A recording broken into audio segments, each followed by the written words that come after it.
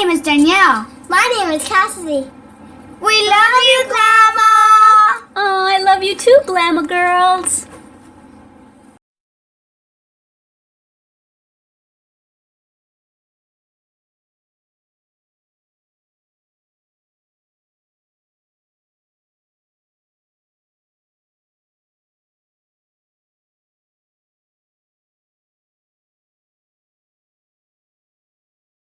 Hi everyone, Glama here with Made with Love by Glama, where everything here is always made and taught by me with love. Today I just want to share a package that I got in the mail. I ordered some Tunisian bamboo hooks and they're here. They came. I'm so excited. When I first started crocheting like 9 months ago, I bought just like a Walmart little kit. It came with a little tiny thin crochet book, just the basics of how to crochet, and that's how I taught myself to crochet. And it came with a couple little hooks, and it came with some markers and some other little goodies. And one of the goodies that came in there was this weird looking crochet hook. At least I thought it was weird looking. I thought, whoa, that looks like a knitting needle and a crochet hook, and I didn't know what it was, so I just kind of put it in my pencil holder and kind of forgot about it for a while and told myself that I would look into it later to find out what this little thing is. So a few months ago I went on YouTube and I found out that it's a Tunisian hook, and I thought, ooh, I want to learn how to do that, but I didn't really watch any tutorials on how to do it because I had so much other stuff going on. And so finally Saturday, today's Monday, so Saturday I thought, ooh, I know what I want to do. I want to look up how to Tunisian crochet. So I did, and it's so easy. It especially if you use the knit stitch, it looks just like you're actually knitting with 2 knitting needles, but it's like 95% easier. I swear, it's so easy. I like the knit stitch because it looks like a store, like a manufacturer made the garment of clothing. So that's why I like the knit stitch. So I'm so glad that I found a way to get that look, but with crocheting a Tunisian hook. I think it's also called an Afghan hook. I'm not sure. So anyway, I found out what this is, and so I thought, ooh. So I went and I learned so many stitches on Saturday. It's completely different, but it's so easy. I love it, and I think it's going to be easy to teach.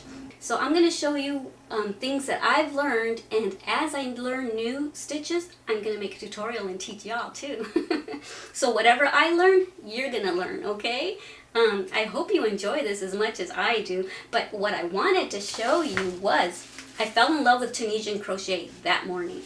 So I instantly, after watching, I would say at least 20 Tunisian crochet tutorials, I went on Amazon.com and I ordered 2 books, and I ordered bamboo Tunisian hooks. There was like 12 of them for, I believe it was like $7. And I also ordered a set of 12 Tunisian hooks that have a cable so that you can make bigger projects and you can work in the round with those.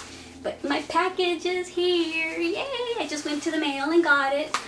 Went to the mailbox across the street and got it. So I'm going to open them with you. Yay! Okay. So exciting. Oh, here, they're in a little Ziploc. And there's 12 of them. Haven't even opened them yet. Take the rubber band off.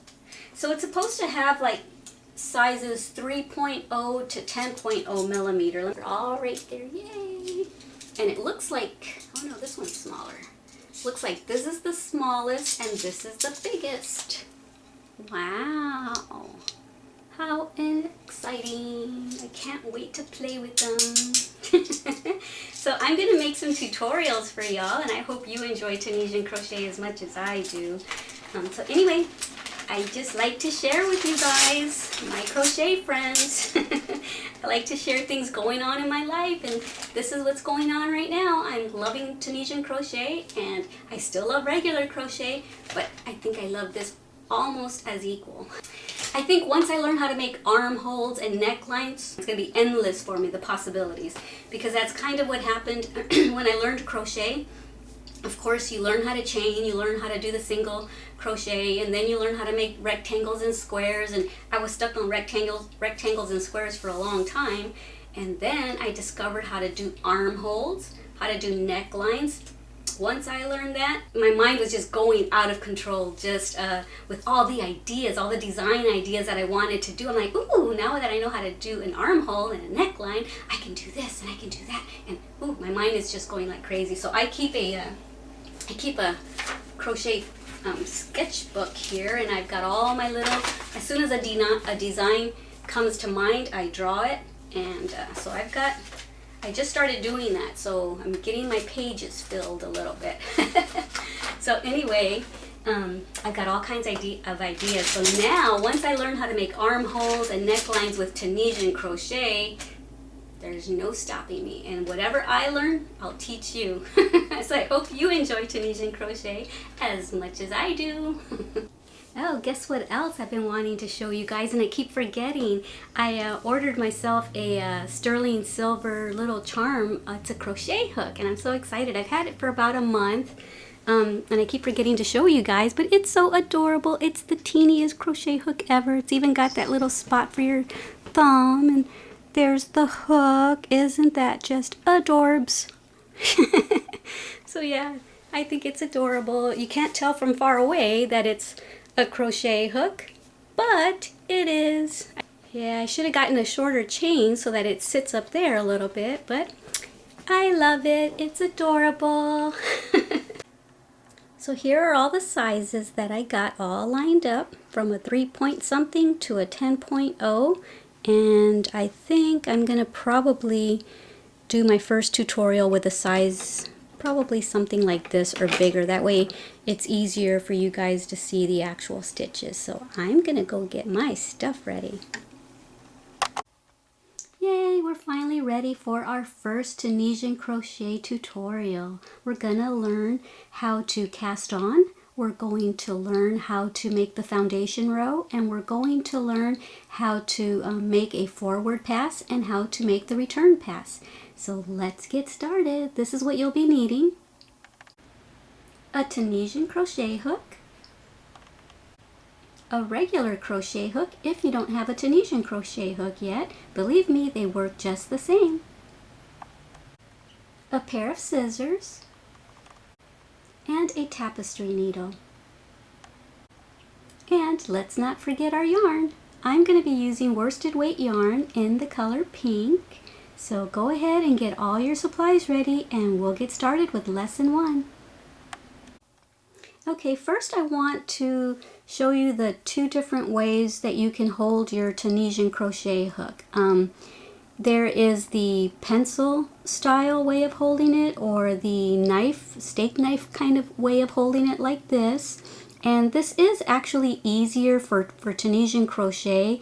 The only reason I am training myself to use it pencil style is because this is how I crochet, and I don't want to confuse myself when I crochet and when I Tunisian crochet. I just kind of want to learn to hold it the same way for both crafts.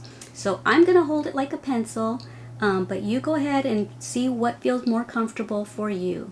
So okay, let's get started. For those of y'all who already know how to crochet, this is going to be a cinch because it's a lot like crocheting. We even start off the same way as crocheting, with a slip knot. Okay. And we don't want to pull it too tightly. We want to leave it a little loose.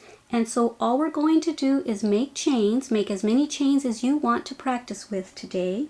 For those of y'all who don't know how to make a chain, you yarn over and you pull that yarn, you turn your hook to the side, you pull that yarn through that loop that you just made with the slip knot, yarn over again, and those are chains. That's your second one. That was your first one, and that's your second one. And you just continue doing this until you have the amount of chains that you want to practice with today. I'm going to be back when I have 10. Okay, so I have 10 chains here. Okay, and we always have a loop on our hook. Alright, so to get started, there are 2 ways to start your foundation chain. You can either go through the top loop like this, yarn over, and pull up a loop. That's one way, and that's the easiest way. but I'm training myself to use the second method because it leaves a nicer, cleaner edge on the bottom, and it also avoids Tunisian curl, which that's something that you'll learn, that with Tunisian crocheting you tend to have a curl at the bottom, and there are some ways to minimize it, and one of the ways is by doing the foundation chain the way I'm going to show you. Another way is by making your first row a purl stitch, and I don't know if there's a video out there that has taught this, but the purl stitch still left me with quite a bit of a curl, so I just on my own thought, hey, what if I start off with a double crochet? It'll be a longer stitch and maybe it won't curl as much. So I kind of do that sometimes, start with a double crochet stitch. So those are different ways that you can start, this way or the way I'm going to show you. But let me show you what I'm talking about when I say Tunisian crochet curl. I'm going to show you my very first swatch that I learned off of on Saturday. And you see, this is the Tunisian curl that I'm talking about. It ends up curling up like a scroll. like you're reading an old Egyptian scroll or something. So this is the stitch that we're going to learn today, which is the Tunisian simple stitch. And I didn't start off with a purl stitch or a double stitch because I didn't know that at the time. The very first thing that I learned was how to cast on, and then how to make my foundation row, and so that's what I'm going to teach you. But I'm going to teach you, see what nice clean edge that is, because that's using the second method of starting that I'm going to show you right now, okay? All right, let me show you the rest of what I learned. This is my favorite stitch. This is the knit stitch. And this is why I really, really wanted to learn Tunisian crochet, because I love that knit stitch. And I've always loved it in knitting, but I love it even more in Tunisian crochet because it's 95% easier than knitting the knit stitch. And these are just other things that I was trying. I think I tried a double crochet right there, and I taught myself how to, well, I didn't teach myself. I watched a tutorial and I learned how to make increases, which can be used for an armhole. Yay! Like I said, once I learned an armhole and how to do a neckline, I go crazy with ideas for designs. So this is my very first swatch, and I'm probably going to keep it just because it was my first one. Okay, let's get started with the with casting on. So we're always going to have a loop on our hook. So what we're going to do is we're going to turn our chain around, and we're going to start in those bumps, which I call the spine. And so what you do is you just put your hook into there, yarn over, and pick up a loop, and you leave it on there. So the object of this is to pick up all 10 chains, all 10 loops. Okay, so let's go to the next bump and pick up a loop, and try to crochet as loosely as possible, because that also helps to minimize the curl at the end. Okay, let's go to the next bump. Yarn over and pick up a loop. Another thing that's a little bit different than crocheting is when you make a chain in crocheting, you start off with a certain amount of chains. Let's say you start off with 20, but the number of stitches that you're going to have is 19, because you always start off in the second chain from the hook. And you'll see with Tunisian crochet, if you chain 20, you'll end up with 20 stitches. So that's something that's a little different as well. Okay, let's keep going. Sorry guys, I'm just trying to teach you everything that I learned and what I thought was pretty fascinating about this craft. Okay, so let's just do this all the way till we get to the end. Hope I'm staying in the shot.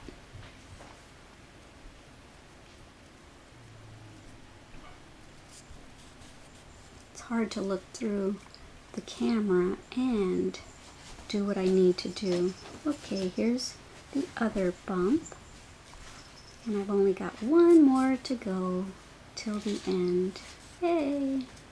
Okay, so here's the very last one. So go into that, yarn over, and pick up your last loop. And I'm going to suggest that at least while you're still a beginner like me, is to count your loops after each forward pass. What we just did was a forward pass, or this is actually the foundation chain, but this is called the forward pass as well. So what I'm going to suggest is to, after you do that, after you pick up all these stitches, to always count your loops to make sure that you have the same that you started with. So here's 1, 2, 3, 4, 5, 6, 7, 8, 9, and 10. So do that after each time that we go this way, each time we do a forward pass.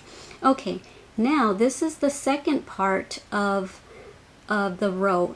You don't have a full row until you do a forward pass and then the return pass. Then that's considered one row. So that's something that's a little different as well than in regular crocheting. Another thing is that when we get to the end in crocheting, you usually chain 1, chain 2, or however many, whatever stitch you're doing, and then you turn your work around. Well, with Tunisian crochet, you don't ever turn your work around unless the pattern calls for it. So okay, now we're at the end. Now what? Now we're going to do our return pass. So you yarn over and you go through just one loop, basically making a chain. So from here on end, I'm going to call it chain 1, okay? But basically you do that first all the time, okay? And then this is what you do the rest of the way until you only have one loop left. You yarn over and then you go through 2 loops, okay? Oops, I made that one a little tight. So there's one, and there's the second one. Okay, yarn over and go through 2. Okay, yarn over and go through 2. And you just do that all the way down.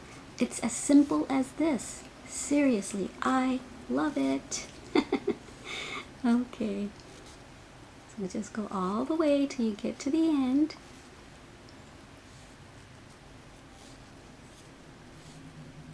Here we are with just one loop left on our hook. That's your foundation row right there, okay?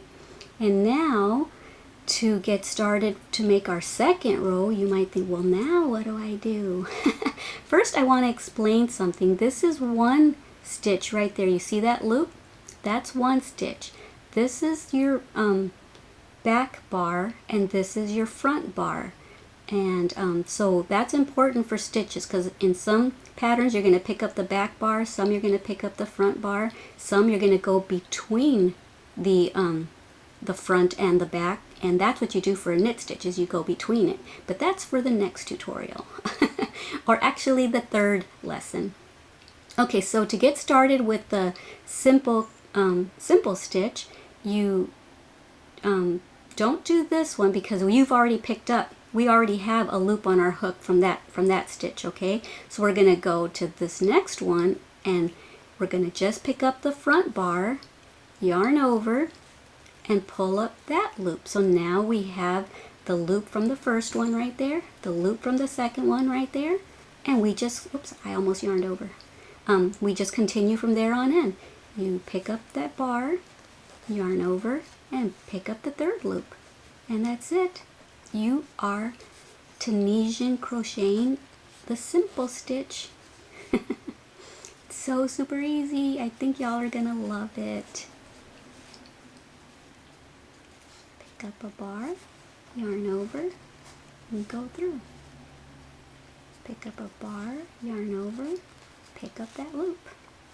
Yay!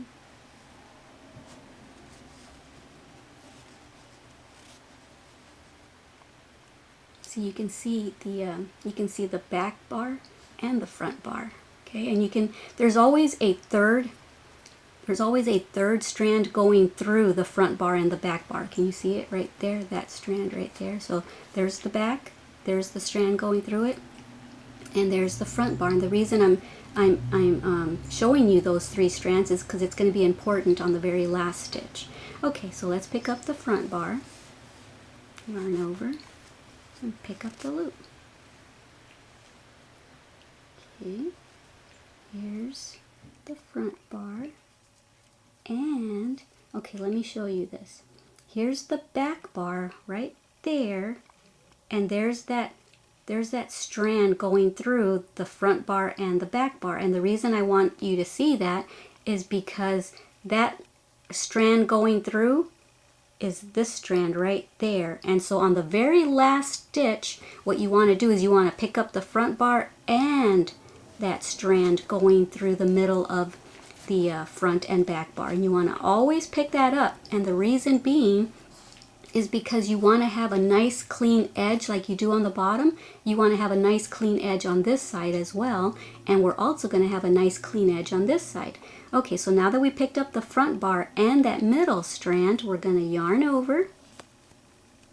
And we're going to go through those two. Okay, so that's it for the forward pass. And you'll see as we go on that that's going to be a really nice finishing edge. Okay, so once again, to get started on your return pass, you always chain one, yarn over, and now we're going to start our return pass, which basically you're closing your stitches off. So you can call it closing off, you can call it return pass. I think the patterns call it return pass though. We're basically taking the loops off of our hook now, and you always yarn over and you always go through 2 loops. Always take off 2 loops at a time, unless the pattern specifies differently. Trying to go slow. I just adore this. It's so super easy. When my Glama girls are here this summer, I think I'm going to try to teach them how to Tunisian crochet, because I think it's a lot easier to teach than it is to teach crochet. So there we go, guys. And the way you count rows is by these loops. So you see there's 1 row or 1 V, and there's the second V, so that's 2 rows. But you see how it took 2 steps to get 2 rows. We had to do a forward pass and then a return pass. And there you go, guys. That's all there is to it. And if you keep going, your simple crochet stitch, or your your Tunisian simple stitch is going to look like that. That's what it'll look like.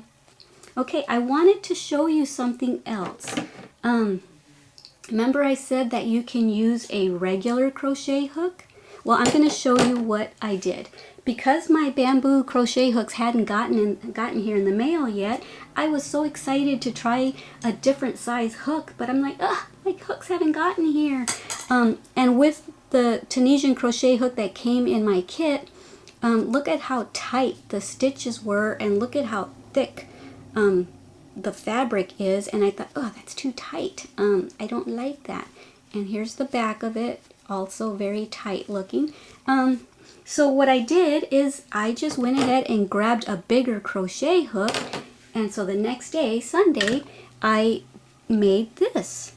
I made this knit stitch with a crochet hook. So you see, using a regular crochet hook is just as good as using a Tunisian crochet hook, except your projects are going to be just the length of whatever your hook is. So you can even put a little rubber band at the end of this so that your stitches don't fall off if you want. But this is like the perfect size for a scarf. So you don't even need to go out and purchase a Tunisian crochet hook yet until you decide if you like it well enough. If you do, then you can go invest in some Tunisian crochet hooks. So anyway, yeah, this is my Sunday swatch that I made. This is using a smaller hook, and this is I believe I used the double crochet stitch right there so that it wouldn't curl as much. And you see it does curl less than this one. So there is a difference. So I'm going to start off most of my projects, I think, with a double crochet and then whatever stitch that I want. So I know I'm putting a lot of information into this lesson 1, but it's because those are a lot of things to keep in mind that will definitely help you. So now what I'm going to do is I'm going to show you how to Tunisian crochet with a regular. So let me show you that you can use just a regular crochet hook. And you might want to crochet loosely because of this bump right here. That's our little thumb grip. So once again, we don't work in that first stitch because we've already got a loop picked up for that one. So we go to the next front bar and pick it up, yarn over, and pick up that loop. And we just continue. See if I can stay in the shot. It's hard to see what I'm doing with the camera an inch from my face. If y'all could only see how I sit here making tutorials, you'd probably feel sorry for me because I'm all hunched over with the camera like an inch from my face, and so that you guys can get the best angle of my hands. So it's because I love y'all. I want y'all to see everything that I'm doing so that you guys can get it. Alright, so you see how easy it is to use a regular crochet hook? It's the same thing.